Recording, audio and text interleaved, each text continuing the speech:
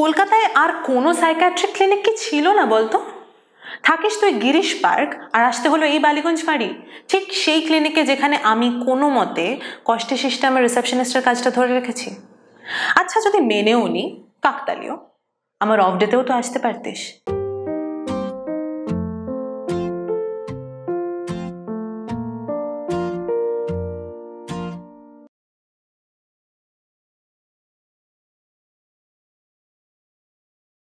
অভিরূপ, ফেসবুকে সার্চ বারে আজও প্রথম নামটা কিন্তু তোরই আছে। জানিস তো মেয়েদের কমপ্লেক্স মেন্টাল স্টেট, মুখে যতই বলুক আমি একাই বেশ ভালো আছি, যেই দেখবে ফেসবুকে ক্যান্ডিড পোস্ট, হ্যাশট্যাগ হাতে হাত, পাউট করা সেলফি, অমনি জুটে যাবে যত গুচ্ছের ইনসিকিউরিটিস। কিন্তু জানিস তো আজ এত দীর্ঘ অনভ্যেসে শুধু তোকে ভালোই দেখতে চাই। কিন্তু কি ভাগ্য দেখ, ফেসবুক, ইনস্টা, টুইটার, এমনকি টিন্ডারে অনবরত লেফট সোয়াইপ করেও পাইনি তোকে। প্রতি ভ্যালেন্টাইন্সের আগের রাতে চষে ফেলেছি গুগল, পাইনি তোকে। যদিও এখন মনে হয় না পাওয়াটাই হয়তো ভালো ছিল। কাজের চাপে ধুঁকতে ধুঁকতে সবসময় চেয়েছি যেন তোকে সময়ের শিকলে বাঁধা না পড়তে হয়। লোকাল ট্রেনে ধাক্কাধাক্কি করতে করতে চেয়েছি যাতে তোর অ্যাটলিস্ট একটা গাড়ি থাকে নিজের।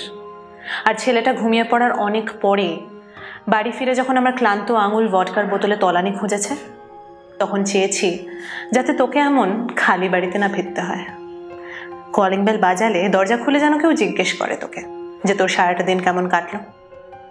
কিন্তু বিশ্বাস কর, আমি এমনটা কোনো দিন চাইনি। আমি তো সেই রঙিন বুদবুদটার মধ্যেই বাঁচতে চেয়েছিলাম যেখানে তুই ভালো আছিস। তুই ভালো আছিস জেনেই ভালো থাকতে চেয়েছিলাম অভিরূপ, সে মিথ্যে হলেও। কিন্তু নিয়তি, কলকাতায় আর কোনো সাইকিয়াট্রিক ক্লিনিক কি ছিল না বলতো?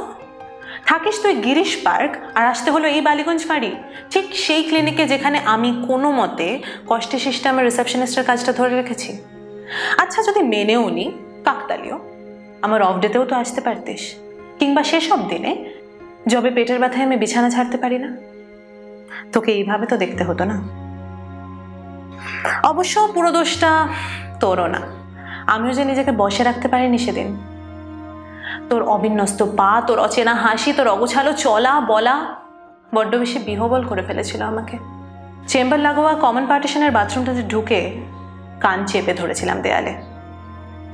যদি সেদিন বাথরুমটা খালি না থাকতো, যদি পেশেন্টের প্রচণ্ড ভিড়ে ব্যতিব্যস্ত থাকতাম আমি, তবে তো আমাকে সব শুনতেই হতো না। মুখ বুজে শুনতে হতো না যে ঠিক সেই স্মৃতিগুলো যেগুলোর জন্য আজও মাঝরাত্রিরে আমার ঘুম ভেঙে যায়, শুধু সেই স্মৃতি কেন, আর কোনো স্মৃতি আজ তোর অধিকারে নেই, সব মুছে গেছে, সবটা। এমনটা না হলে তো আমাকে শুনতে হতো না সেই রাতটার কথা, যে রাতে তুই, তোর অনেকগুলো বন্ধু, জোরালো স্পিকার, প্রচুর প্রচুর মদ, আর একটা ভুল পদক্ষেপে সব শেষ। ন্যাড়া ছাদটার একেবারে ধারে গিয়ে শেষ সিগারেটটা না খেলেই কি চলতো না? জানিস তো জিন্সের লুপে আঙুলটা গলিয়ে তোকে আর একটু নিজের দিকে টেনে রাখার জন্যে এই আমিটা আজ আর নেই।